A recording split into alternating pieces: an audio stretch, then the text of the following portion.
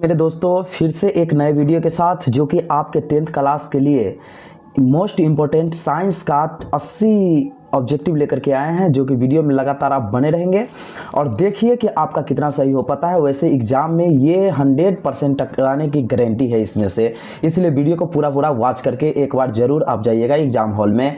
तो देखिए फर्स्ट प्रश्न करा है, कौन सा लेंस का उपयोग कर किताब के छोटे अक्षरों को पढ़ा जा सकता है। ठीक है, तो इसका आंसर क्या होगा? इसका आंसर ए नंबर हो जाएगा, उत्तल लेंस का उपयोग करके पढ़ा जा सकता है। चलिए नेक्स्ट प्रश्न की ओर चलते हैं, जो कि दूसरा नंबर प्रश्न कह रहा है, नई कार्तीय परिपाटी के अनुसार दर्पण के सामने रखे गए बिंब की दूरी हमेशा ली जाती है। तो क्या ली जाती है? इसका आंसर जो है ए नंबर हो जाएगा, ऋणात्मक ली जाती है। चलिए नेक्स्ट प्रश्न की ओर चलते हैं, जो कि तीसरा नंबर प्रश्न जो है हमें कह रहा है, क्या उत्तल दर्पण की फोकस दूरी क्या होगी जिसकी वक्रता त्रिज्या क्या है? 32 है। ठीक है, तो इसका आंसर क्या होगा? आपको बता दें कि f बराबर क्या होता है फोकस दूरी, तो f बराबर r/2 होता है। यहाँ त्रिज्या जो है r का काम करता है, तो 32/2 क्या हो गया? 16 हो गया। लेकिन इसमें क्या कह रहा है? इसमें उत्तल दर्पण कह रहा है, इसलिए इसका आंसर क्या होगा? इसका आंसर सी नंबर हो जाएगा, प्लस में हो जाएगा। ठीक है, यहीं पर अवतल दर्पण रहता तो माइनस में इसका आंसर को लिखा जाता। चलिए नेक्स्ट प्रश्न की ओर चलते हैं, जो कि चौथा नंबर प्रश्न हमें क्या कह रहा है, यदि मानव नेत्र निकट दृष्टि दोष से पीड़ित है तब दूर बिंदु हो जाएगा। तो कैसा बिंदु हो जाएगा? ठीक है ना, इसका आंसर ए नंबर हो जाएगा, अनंत से कम हो जाएगा। चलिए नेक्स्ट प्रश्न की ओर हम लोग चलते हैं, जो कि पांचवा नंबर प्रश्न क्या कर रहा है। दोस्तों अभी तक चैनल को सब्सक्राइब नहीं किया तो सब्सक्राइब करके रखिए, क्योंकि आपके लिए ये 10th क्लास का हेल्पफुल वीडियो लगातार आपको छूटेगा। तो 5 नंबर प्रश्न कर रहा है, यदि मानव नेत्र दूर दृष्टि से पीड़ित है तब नेत्र द्वारा बना प्रतिबिंब होगा। ठीक है ना, तो कैसा प्रतिबिंब होगा? तो 5 का आंसर क्या होगा? 5 का आंसर बी नंबर होगा, रेटिना के पीछे प्रतिबिंब बनेगा। ठीक है, चलिए नेक्स्ट प्रश्न की ओर चलते हैं, जो कि छठा नंबर प्रश्न हमें क्या कर रहा है। 6 नंबर प्रश्न कर रहा है, कौन सी घटना के कारण तारे आकाश में टिमटिमाते हैं। तो 6 का आंसर क्या होगा? 6 का आंसर ए नंबर होगा, प्रकाश का अपवर्तन वायुमंडल के कारण। ठीक है ना, मतलब प्रकाश के अपवर्तन के कारण ये तारे जो है टिमटिमाते रहते हैं आकाश में। चलिए नेक्स्ट प्रश्न जो है हमारा वो 7 नंबर प्रश्न हमें क्या कह रहा है कि तेल लगा कागज कार्य करता है, कैसा कार्य करता है। ठीक है, तो इसका आंसर बी नंबर हो जाएगा, अपरिवर्तित सतह जैसा ही कार्य करता है। चलिए नेक्स्ट प्रश्न की ओर चलते हैं, जो कि 8 नंबर प्रश्न कह रहा है कि इलेक्ट्रॉन पर आवेश होता है। ठीक है ना, इलेक्ट्रॉन पर आवेश होता है, कैसा आवेश होता है? इसका आंसर जो है बी नंबर हो जाएगा, क्या हो जाएगा? -1.6 गुने 10 के पावर 9c। ठीक है ना, ये आंसर इसका हो जाएगा। चलिए नेक्स्ट प्रश्न की ओर चलते हैं हम लोग, जो कि 9 नंबर प्रश्न हमें क्या कर रहा है, चुंबकीय बल रेखा की प्रकृति होती है। ठीक है, तो चुंबकीय बल रेखा की प्रकृति कैसी हो सकती है? तो 9 का आंसर क्या होगा? 9 का आंसर ए नंबर, काल्पनिक होती है। कैसी होती है? तो काल्पनिक होती है। चलिए नेक्स्ट प्रश्न की ओर चलते हैं, जो कि 10 नंबर प्रश्न हमें क्या कर रहा है, चुंबक के कितने ध्रुव होते हैं। ठीक है, चुंबक के कितने ध्रुव होते हैं? तो इसका आंसर बी नंबर हो जाएगा, 2 इसका आंसर हो जाएगा। चलिए नेक्स्ट प्रश्न की ओर चलते हैं, जो कि 11 नंबर प्रश्न क्या कर रहा है, प्रायः स्विच लगाए जाते हैं। ठीक है ना, स्विच किस में लगाए जाते हैं? तो इसका आंसर ए नंबर हो जाएगा, क्योंकि स्विच जो है वो गर्भ तार में ही लगाया जाता है। चलिए नेक्स्ट प्रश्न की ओर चलते हैं हम लोग, जो कि 12 नंबर प्रश्न हमें क्या कह रहा है। 12 नंबर प्रश्न कह रहा है, डायनेमो में लगा कुंडली किस धातु का बना होता है। तो 12 का आंसर क्या होगा? 12 का आंसर ए नंबर हो जाएगा, तांबे के तार का बना होता है। चलिए नेक्स्ट प्रश्न की ओर चलते हैं, जो कि 13 नंबर प्रश्न हमें क्या कह रहा है। 13 नंबर प्रश्न कह रहा है, सूखा सेल से कौन सी धारा प्राप्त होती है। ठीक है, तो इसका आंसर क्या होगा? ए नंबर, दिष्ट धारा प्राप्त होती रहती है। चलिए नेक्स्ट प्रश्न की ओर चलते हैं, जो कि 14 नंबर प्रश्न हमें क्या कर रहा है। 14 नंबर प्रश्न कर रहा है, इनमें से कौन अच्छे ईंधन की विशेषता नहीं है। इनमें से कौन अच्छे ईंधन की विशेषता नहीं है? तो 14 का आंसर क्या होगा? 14 का आंसर डी नंबर हो जाएगा, ऊपर के सभी, मतलब इनमें से सभी जो है वो अच्छे ईंधन की विशेषता नहीं है। चलिए नेक्स्ट प्रश्न की ओर चलते हैं, जो कि 15 नंबर प्रश्न क्या कर रहा है, जीवाश्म ईंधन है। ठीक है ना, तो जीवाश्म ईंधन इसमें से क्या हो जाएगा? तो 15 का आंसर क्या होगा? 15 का आंसर सी नंबर हो जाएगा, ए और बी दोनों, मतलब समाप्य ईंधन और पर्यावरण प्रदूषित करता है। ठीक है ना, ये दोनों तरह का करता है। चलिए नेक्स्ट प्रश्न की ओर चलते हैं, जो कि 16 नंबर प्रश्न क्या कर रहा है कि 1 कूलम तथा 1 वोल्ट का गुणनफल बराबर होता है। तो क्या हो सकता है? तो 16 का आंसर क्या होगा? ए नंबर हो जाएगा, 1 जूल के बराबर ये होता है। चलिए नेक्स्ट प्रश्न की ओर चलते हैं, जो कि 17 नंबर प्रश्न हमें क्या कह रहा है। 17 नंबर प्रश्न का, यदि किसी आवेशित पिंड में इलेक्ट्रॉन की संख्या 6.25 गुने 10 है तो पिंड पर आवेश का मान होगा। ठीक है ना, तो आवेश का मान कितना होगा? तो इसका आंसर बी नंबर हो जाएगा, 1 कूलम के बराबर ये इसका मान ये होता है। ठीक है। चलिए नेक्स्ट प्रश्न की ओर चलते हैं हम लोग, जो कि 18 नंबर। और देखिए 18 नंबर प्रश्न क्या कर रहा है, बिंब को अवतल दर्पण के सामने किस स्थिति में रखा जाए कि प्रतिबिंब काल्पनिक बने। ठीक है, तो 18 का आंसर क्या होगा, 18 का आंसर जो है बी नंबर हो जाएगा, फोकस और ध्रुव के बीच रखा जाना चाहिए। चलिए नेक्स्ट प्रश्न की ओर चलते हैं, जो कि 19 नंबर प्रश्न हमें क्या कर रहा है, 19 नंबर प्रश्न कर रहा है, यदि V बराबर IR, ठीक है ना, ये तो सूत्र ही होता है, जहां संकेत विशिष्ट राशि को निरूपित करता है, यह समीकरण किस नियम का पालन करता है। ठीक है ना, तो आपको बता दें कि 19 का आंसर क्या होगा, 19 का आंसर ए नंबर हो जाएगा, क्योंकि V बराबर IR, ठीक है ना, या I बराबर V बटे R, ठीक है ना, ये सब जो है ओम का ही नियम है। चलिए नेक्स्ट प्रश्न की ओर चलते हैं हम लोग, जो कि 20 नंबर प्रश्न हमें क्या कर रहा है, टेस्ला किस भौतिक राशि का एसआई मात्रक है। टेस्ला किस भौतिक राशि का एसआई मात्रक है, तो 20 का आंसर क्या होगा, 20 का आंसर सी नंबर हो जाएगा, चुंबकीय क्षेत्र की राशि है। चलिए नेक्स्ट प्रश्न की ओर चलते हैं हम लोग, जो कि 21 नंबर प्रश्न क्या कर रहा है, फैराडे ने विद्युत चुंबकीय प्रेरणा के कितने नियम का प्रतिपादन किया था। तो 21 का आंसर क्या होगा, 21 का आंसर ए नंबर हो जाएगा, इसका आंसर 2 हो जाएगा। चलिए नेक्स्ट प्रश्न की ओर चलते हैं, जो कि 22 नंबर प्रश्न हमें क्या कर रहा है, निम्न में से कौन ऊर्जा का स्रोत नहीं है। ठीक है ना, तो इसमें से ऊर्जा का स्रोत कौन नहीं है, तो 22 का आंसर क्या होगा, 22 का आंसर सी नंबर, कपड़ा से ऊर्जा प्राप्त नहीं हो सकता है, डीजल है, कोयला है, तो इसमें इसका आंसर सी नंबर हो जाएगा, कपड़ा। चलिए नेक्स्ट प्रश्न की ओर चल रहे हैं हम लोग। 23 नंबर प्रश्न हमें क्या कर रहा है, किस गैस का उपयोग खाना बनाने में नहीं किया जाता है। ठीक है, तो 23 का आंसर क्या हो जाएगा, 23 का आंसर ए नंबर हो जाएगा, सीएनजी, क्योंकि सीएनजी से गाड़ी चलता है। ठीक है ना, एलपीजी गैस से हम लोग खाना बनाते हैं। चलिए नेक्स्ट प्रश्न की ओर चलते हैं हम लोग।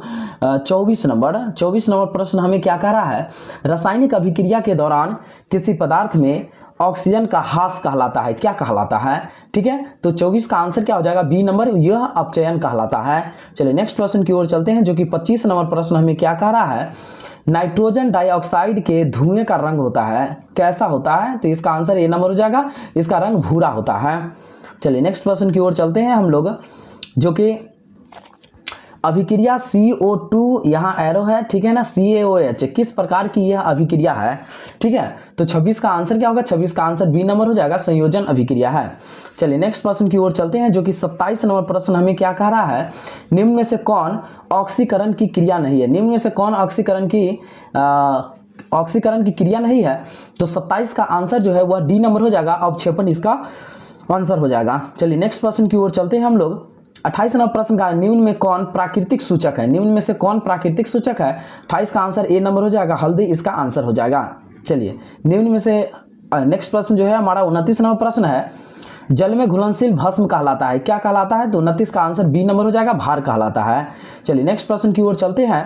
नेक्स्ट प्रश्न जो है हमारा वो 30 नंबर का रहा है, मिल्क ऑफ मैग्नीशिया का पीएच मान होता है, क्या होता है, तो 30 का आंसर क्या हो जाएगा, 30 का आंसर डी नंबर हो जाएगा, 10.5 होता है मैग्नीशिया का पीएच मान होता है। ठीक है, चलिए नेक्स्ट प्रश्न की ओर चलते हैं, जो कि 31 नंबर प्रश्न का रहा है, सिरका में कौन सा अम्ल पाया जाता है। ठीक है, तो इसका आंसर डी नंबर हो जाएगा, एसिटिक अम्ल सिरका में पाया जाता है। चलिए नेक्स्ट प्रश्न की ओर चलते हैं, जो कि 32 नंबर प्रश्न हमें क्या करा है, निम्न में कौन प्रबल अम्ल है, निम्न में कौन प्रबल अम्ल है, इसका आंसर डी हो जाएगा, सभी इसका आंसर हो जाएगा। चलिए नेक्स्ट प्रश्न की ओर चलते हैं, जो कि 33 नंबर प्रश्न मुझे कह रहा है कि धोबिया मतलब धोबन, ठीक है ना, धोबन सोडा का रासायनिक सूत्र, धोबिया सोडा का मतलब क्या हो गया, धोबन सोडा, जिससे जो है कि धोबी कपड़ा को धोता है। ठीक है ना, कौन सा सोडा हो सकता है, तो इसका आंसर बी नंबर हो जाएगा। ठीक है, चलिए नेक्स्ट प्रश्न की ओर चलते हैं हम लोग। 34 नंबर प्रश्न क्या करा है, निम्न में कौन विजातीय यौगिक है, तो 34 का आंसर क्या होगा, 34 का आंसर डी नंबर हो जाएगा, प्लास्टर ऑफ पेरिस इसका आंसर हो जाएगा, क्योंकि विजातीय यौगिक प्लास्टर ऑफ पेरिस कहलाता है। वैसे प्लास्टर ऑफ पेरिस का आप सूत्र भी याद रखेंगे, प्लास्टर ऑफ पेरिस का, विरंजक चूर्ण का, चूना पत्थर का, संगमरमर का, ये सभी का सूत्र याद रखेंगे, बहुत मोस्ट इंपोर्टेंट होता है। ठीक है, चलिए नेक्स्ट प्रश्न की ओर चलते हैं हम लोग। 35 नंबर, अधातु के ऑक्साइड होते हैं, तो अधातु के ऑक्साइड होते हैं, 35 का आंसर क्या हो जाएगा, बी नंबर हो जाएगा, अम्लीय, इसका आंसर हो जाएगा। चलिए नेक्स्ट प्रश्न की ओर चलते हैं, जो कि 36 नंबर प्रश्न हमें कह रहा है, कौन विद्युत का सर्वोत्तम सुचालक है, कौन विद्युत का सर्वोत्तम सुचालक है, 36 का आंसर बी नंबर हो जाएगा, एजी, ठीक है ना, मरकरी, ये होता है विद्युत का अच्छा सुचालक होता है। चलिए नेक्स्ट प्रश्न की ओर चलते हैं, जो कि 37 नंबर प्रश्न कर रहा है, निम्नांकित में किस धातु को किरोसिन में डुबा कर रखा जाता है। ठीक है ना, तो आपको पता है कि सोडियम, को जो है वो केरोसिन में ही डुबा कर रखा जाता है। चलिए नेक्स्ट प्रश्न की ओर चलते हैं हम लोग। 38वां प्रश्न करा है, वह धातु जो सिर्फ अम्लराज में घुलता है क्या कहलाएगा? तो 38 का आंसर बी नंबर हो जाएगा Au। ठीक है, चलिए नेक्स्ट प्रश्न की ओर चलते हैं जो कि 39वां प्रश्न क्या कह रहा है, निम्नलिखित में कौन अक्रिय गैस है? ठीक है ना, तो हीलियम जो होता है ना, हीलियम यह एक अक्रिय गैस ही होता है। चलिए नेक्स्ट प्रश्न की ओर चलते हैं जो कि 40वां प्रश्न हमें कह रहा है क्या, लोहा की परमाणु संख्या है। ठीक है ना, तो लोहा की परमाणु संख्या है, क्या है लोहे की परमाणु संख्या? तो 40 का आंसर क्या हो जाएगा? बी नंबर हो जाएगा, 26 इसका आंसर हो जाएगा। चलिए नेक्स्ट प्रश्न की ओर चलते हैं हम लोग जो कि 41 नंबर प्रश्न जो है वह कह रहा है जस्ता का अयस्क है। ठीक है ना, जस्ता किसका अयस्क है? तो 41 का आंसर क्या होगा? 41 का आंसर बी नंबर हो जाएगा, जिंक ब्लेड का ये अयस्क है। ठीक है ना, चलिए नेक्स्ट प्रश्न की ओर चलते हैं जो कि 42 नंबर प्रश्न में कह रहा है पीतल उदाहरण है। पीतल क्या चीज़ का उदाहरण है? तो पीतल उदाहरण है, और पीतल उदाहरण है। 42 का आंसर क्या होगा? 42 का आंसर सी नंबर हो जाएगा, मिश्र धातु का है। ठीक है, चलिए नेक्स्ट प्रश्न की ओर चलते हैं जो कि 43 नंबर प्रश्न जो है हमें कह रहा है अमोनिया के अणु में नाइट्रोजन एवं हाइड्रोजन के परमाणु की संख्या का अनुपात क्या हो सकता है? 43 का आंसर डी नंबर है, 1:3 हो सकता है इसका आंसर। ठीक है, चलिए नेक्स्ट प्रश्न की ओर चलते हैं जो कि 44 नंबर प्रश्न में क्या कह रहा है, निम्नलिखित में कौन सहसंयोजी यौगिक है? तो 44 का आंसर क्या होगा? 44 का आंसर ए नंबर होगा, CH4 इसका आंसर हो जाएगा। चलिए नेक्स्ट प्रश्न की ओर चलते हैं जो कि 45 नंबर प्रश्न क्या कर रहा है, निम्नलिखित में कौन सा एरोमेटिक हाइड्रोकार्बन है? तो 45 का आंसर क्या होगा? सी नंबर हो जाएगा, C6H6 इसका आंसर हो जाएगा। चलिए नेक्स्ट प्रश्न की ओर चलते हैं जो कि 46 नंबर प्रश्न कर रहा है -CHO अभिक्रिया मूलक को कहते हैं, किस मूलक को कहा जाएगा? तो 46 का आंसर ए नंबर जाएगा, एल्डिहाइड इसका आंसर हो जाएगा। चलिए नेक्स्ट प्रश्न की ओर चलते हैं जो कि 47 नंबर प्रश्न में कह रहा है कि डालडा में उपस्थित वसा अम्ल किस प्रकृति का होता है?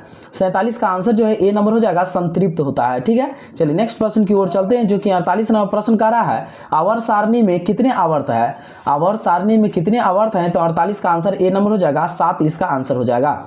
चलिए नेक्स्ट प्रश्न की ओर चलते हैं जो कि 49 नंबर प्रश्न कर रहा है मेंडलीव द्वारा छोड़े गए आवर्त सारणी के रिक्त स्थानों के बाद में निम्नलिखित में से कौन सा तत्व पदस्थापित किया गया है? 49 का आंसर जो है ए नंबर हो जाएगा, गैलियम इसका आंसर हो जाएगा। चलिए नेक्स्ट प्रश्न की ओर चलते हैं जो कि हम लोग 50 प्रश्न पर पहुंच गए हैं।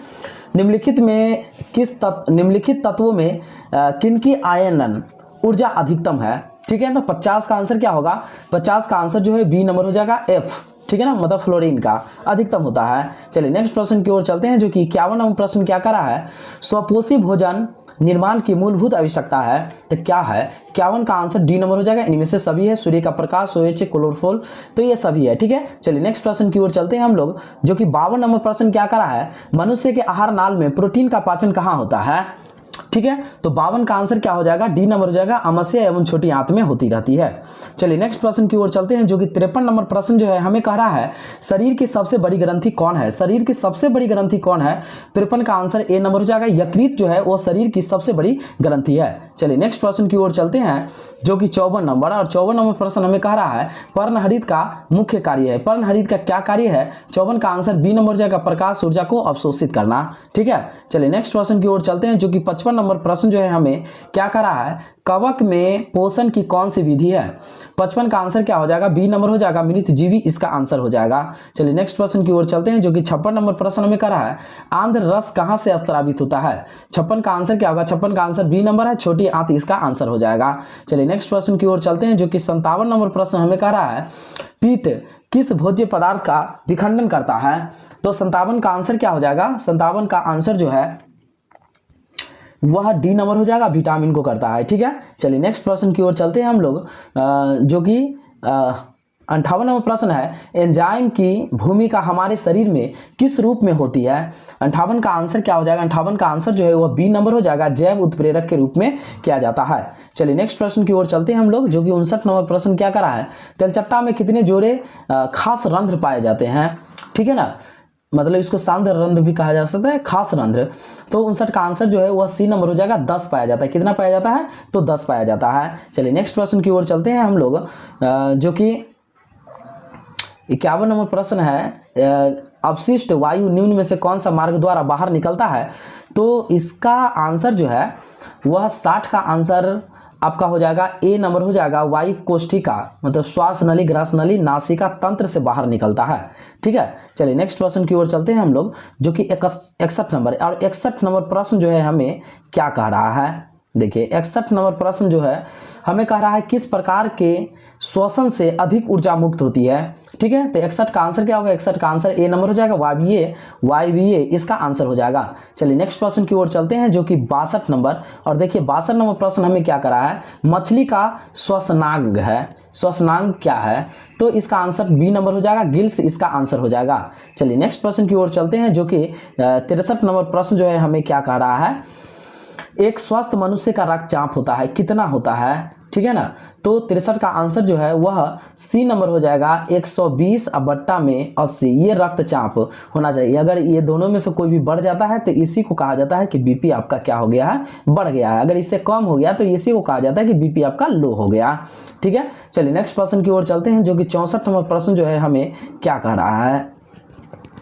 हृदय के भेषमों का शिथिलन एवं संकुचन क्रमशः कहलाते हैं, क्या कहलाते हैं? तो 64 का आंसर बी नंबर हो जाएगा, डायस्टॉल एवं सिस्टॉल कहलाता है। चलिए नेक्स्ट प्रश्न की ओर चलते हैं, जो कि 65 नंबर प्रश्न जो है हमें क्या कह रहा है? 65 नंबर प्रश्न कह रहा है रक्त बैंक के नाम से जाना जाता है, किसे जाना जाता है? तो 65 का आंसर जो है वह बी नंबर हो जाएगा, पीलिया को जाना जाता है। चलिए नेक्स्ट प्रश्न की ओर चलते हैं, जो कि 66 नंबर प्रश्न जो है हमें क्या कह रहा है? धमनियां शुद्ध रक्त पहुंचाती है, कहाँ पहुंचाती है? तो 66 का आंसर ए नंबर हो जाएगा, हृदय से शरीर के विभिन्न भागों में पहुंचाने का कार्य करता है। चलिए नेक्स्ट प्रश्न की ओर चलते हैं, जो कि ये 67 नंबर। और 67 नंबर प्रश्न जो है हमें क्या कह रहा है?